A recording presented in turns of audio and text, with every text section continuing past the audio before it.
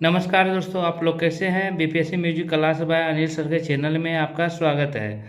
तो आप लोग BPSC music class by Anil sir इस नाम की चैनल है। आप लोग प्लीज़ लाइक शेयर सब्सक्राइब जरूर कीजिए, ठीक है ना। आपको पहले हम वीडियो दिखा रहे हैं, पहले आप वीडियो देखिए, उसके बाद नाम याद रखना। बगल में झारखंड के अंदर डोमिसाइल लागू है, पश्चिम बंगाल, उड़ीसा, उत्तर प्रदेश, हरियाणा, हिमाचल प्रदेश, तमिलनाडु, महाराष्ट्र, मध्य प्रदेश, इतने राज्यों के अंदर जब डोमिसाइल लागू है तो बिहार के अंदर बिहार के युवाओं के रोजगार की संभावनाओं को बचाने के लिए यहाँ डोमिसाइल लागू क्यों?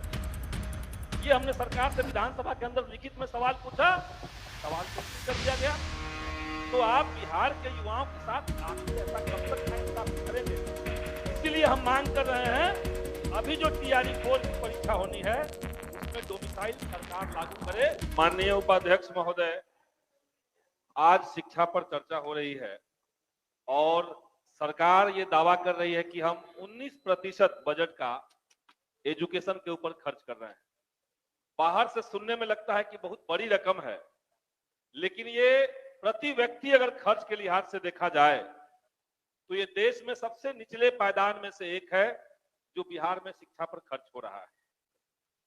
सरकार ने हाल में कास्ट सर्वे का रिपोर्ट लाया था और उसमें एक बात हमने देखा कि 31% बच्चे जो +2 की पढ़ाई पूरी कर लेते हैं उन्हें डिग्री कॉलेज में जगह नहीं मिल रही, क्योंकि 20 साल से ये सरकार जो चल रही है एनडीए की, 20 साल से इन्होंने एक नीति बना के रखी थी कि अगर अनुमंडल में कोई डिग्री कॉलेज होगा तो हम और नहीं खोलेंगे। इसी सदन में हमने पालीगंज में डिग्री कॉलेज की मांग की थी, सरकार ने कहा कि अनुमंडल में एक है तो दूसरा नहीं खोलेंगे।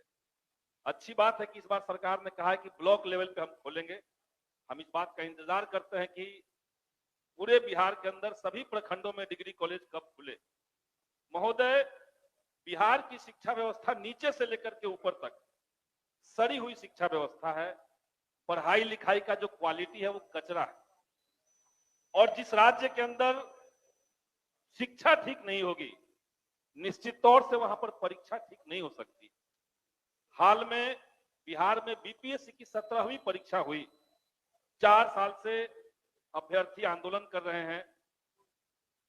13 दिसंबर को जो परीक्षा हुई थी महोदय, उस परीक्षा का समय था 12 बजे से लेकर के 2 बजे तक, लेकिन 1 बजे हमने देखा कि सोशल मीडिया पर उसका पेपर वायरल हो गया, पेपर लीक हो गया।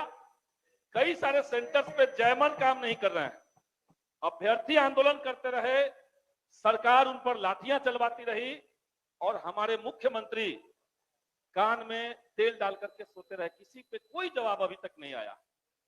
2 परीक्षाएं हो गई, 13 दिसंबर को और 4 जनवरी को। 2 परीक्षाओं में कॉमन रिजल्ट, जब आयोग ये कह रहा है कि हम नॉर्मलाइजेशन नहीं करेंगे, तो कॉमन रिजल्ट आखिर किस मेथड से दिया गया ये आज तक किसी को पता नहीं चला, हम लोग को नहीं बताया गया। कैसे आपने कॉमन रिजल्ट दे दिया?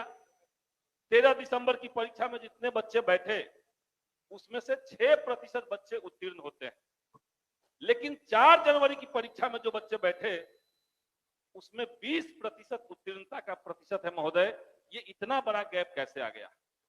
यानी शुरुआत से लेकर के अंत तक मल्टी लेयर्स गड़बड़ियां बीपीएससी की परीक्षा में हुई है, और इसलिए हम सरकार से कहेंगे कि उस परीक्षा को रद्द करके आप री एग्जाम कराइए। बिहार के युवाओं के साथ, उनके भविष्य के साथ खिलवाड़ बंद होना चाहिए। बिहार में महोदय शिक्षक बहाली अब बीपीएससी के माध्यम से हो रहा है।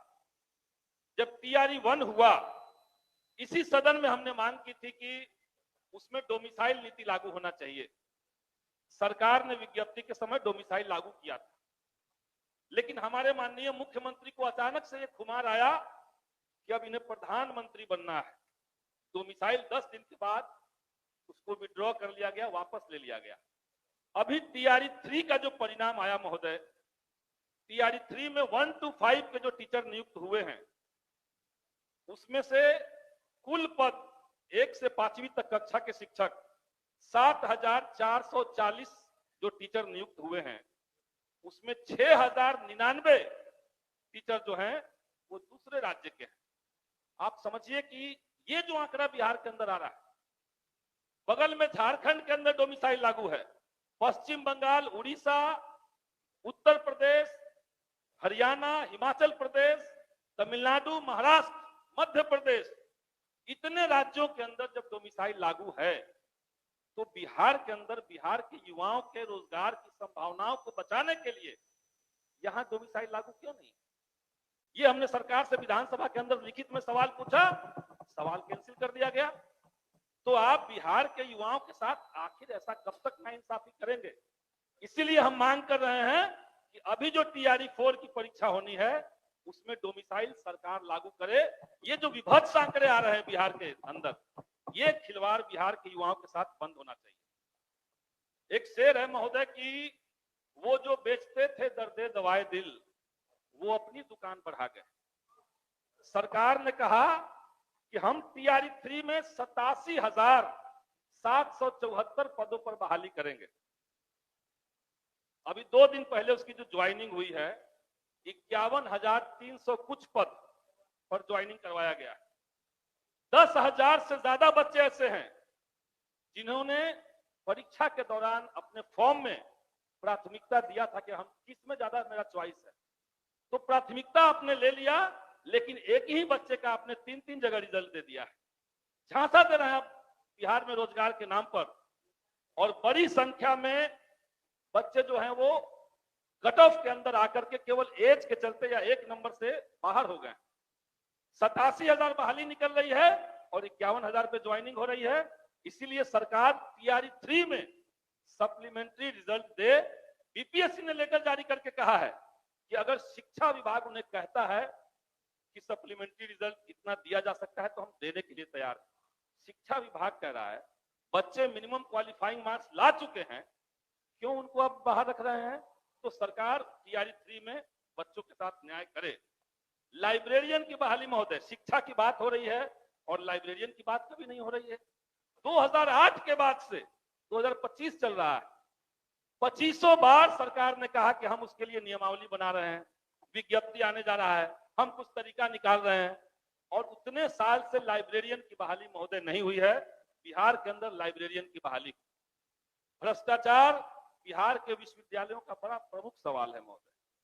पाटलिपुत्र विश्वविद्यालय, यहां पे बिहार यूनिवर्सिटी एक्ट 1976 उसके एक्ट का उल्लंघन करते हुए कई जगह पे प्रिंसिपल की नियुक्ति गलत तरीके से की गई है।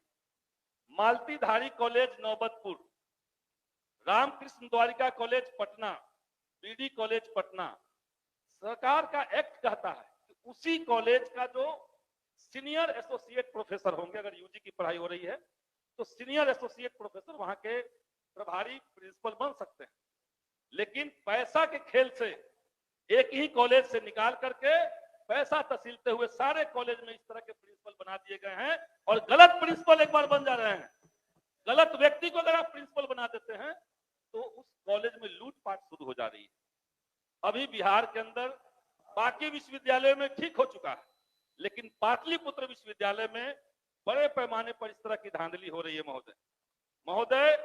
टीचर का ट्रांसफर का एक महत्वपूर्ण सवाल इस सदन में चर्चा हुआ था। 2020 के सेवा शर्त नियमावली में सरकार ने कहा कि हम करेंगे, तब से अभी तक सॉफ्टवेयर खेला जा रहा है महोदय। कम से कम महिलाओं को और दिव्यांग टीचरों को आप तत्काल गृह जिला में उनके चॉइस के अनुसार, ताकि वो अच्छे से पढ़ाई कर सके, आप ट्रांसफर करवाइए। बिहार के अंदर महोदय अभी सरकार ने कहा कि हम सारे प्रखंडों के अंदर डिग्री कॉलेज खोलेंगे। आपके पास पहले से टीचर कम है, कॉलेज के अंदर 40% फैकल्टी के पोस्ट खाली पड़े हुए हैं। ये बहाली हो जाएगी इसके बावजूद कि हम बात कर रहे हैं। आपके पास पहले से पोस्ट खाली है, आप डिग्री कॉलेज खोलने की भी बात कर रहे हैं। तो जो गेस्ट टीचर हैं जिनका अपॉइंटमेंट यूजीसी रेगुलेशन के मुताबिक हुआ, रोस्टर का पालन करते हुए हुआ, बिहार सरकार ने 1984 में उनको परमानेंट भी किया था, बगल में उड़ीसा ने किया, हिमाचल प्रदेश ने किया। तो बिहार के अंदर अभी जो गेस्ट फैकल्टी हैं, उन जो 5 से 6-7 साल 8 साल से लगातार काम कर रहे हैं, शैक्षणिक और गैर शैक्षणिक काम कर रहे हैं, उनको सरकार परमानेंट करने का व्यवस्था करे। ये हम सरकार से महोदय माननीय कहना सदस्य, चाहेंगे। अब आपका समय हो गया है। बस एक बात और कहेंगे महोदय कि इसी सदन के अंदर हमने एक बार और मुद्दा उठाया था। बिहार के स्कूलों के अंदर सरकार ने आउटसोर्सिंग एजेंसी का एक मेथड बनाया था। माननीय मुख्यमंत्री महोदय के बहुत दुलरुआ आईएएस थे के पाठक जी, बगैर टेंडर के महोदय पूरे जिले में एक एक कंपनी को अलॉट कर दिया गया। सारे पोस्ट को अपॉइंटमेंट के लिए भी, सर्विसिंग के लिए भी, सप्लाई के लिए भी कंपनी दे दिया गया महोदय। अब उस तरीके से जो बहाल लोग हो गए, अचानक से हम देख रहे हैं कि उनको निकाला जा रहा है। अगर उनको निकाल रहे हैं इस आधार पर कि उनकी बहाली गलत हुई है, तो जो व्यक्ति ने बहाल किया उस पर कार्रवाई क्यों नहीं हो रही है, ये हम सरकार से महोदय पूछना अब चाहेंगे। आप अपना आसन ग्रहण करें। महोदय, आउटसोर्सिंग एजेंसी के बारे में एक बात माननीय सदस्य श्री प्रफुल्ल कुमार मांझी। महोदय, एक मिनट मेरा बचा हुआ है महोदय। एक बात और कहेंगे कि यह आउटसोर्सिंग एजेंसियों का जो मकरजाल है महोदय, बेल्ट्रॉन ने सरकार को एक चिट्ठी दिया था सामान्य